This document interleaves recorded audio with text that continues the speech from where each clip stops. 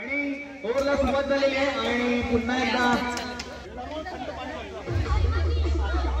व्हॉलंटियर्सचा निर्णय गाव प्रीतम गुरव यांच्यासाठी आपल्या मंडळासाठी एक अमूल्य देणगी आलेली आहे आणि चेंडू आणि 41 धावा.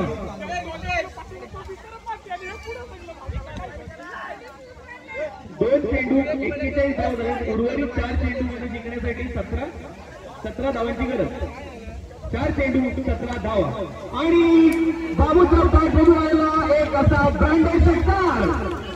कमॉन डीजे कामात असतो.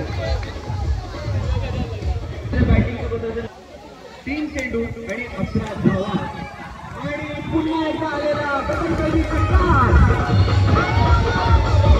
बाबू उर्वरित 2 चेंडू मध्ये जिंकण्यासाठी 5 धावांची गरज. 2 चेंडू आणि 5 धावांची गरज. प्लॅव्हलियन मध्ये विजयाचा जल्लोष चालू झालेला पाहायला मिळतो आपल्याला. जल्लोष वरनं अभिनंदन अभिनंदन अभिनंदन.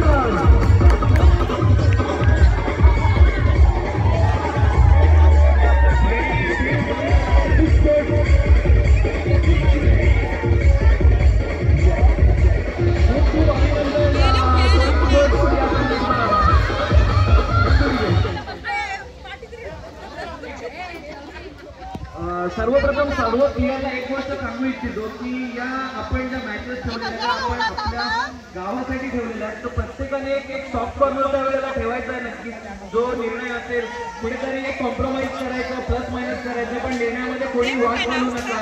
ज्या मॅचेस आहेत त्या आपल्याच गावामध्ये आहेत. नंबर सुद्धा आपल्या गावामध्येच राहणार आहे. तो कोणत्याही संघाच्या कॅप्टनने नंबर जरी मारला तो आपल्या गावाचा विजय असेल. तर प्रत्येकाने जो निर्णय हंपर देतील, प्लस होईल मायनस होईल, पण जे निर्णय देतील त्यामध्ये नक्कीच कोऑपरेट करा. एक खेळाडू वृत्ती प्रत्येकाने दाखवायची आहे आणि आपल्या सामन्याला पुढच्या सामन्याला सुरुवात करायची.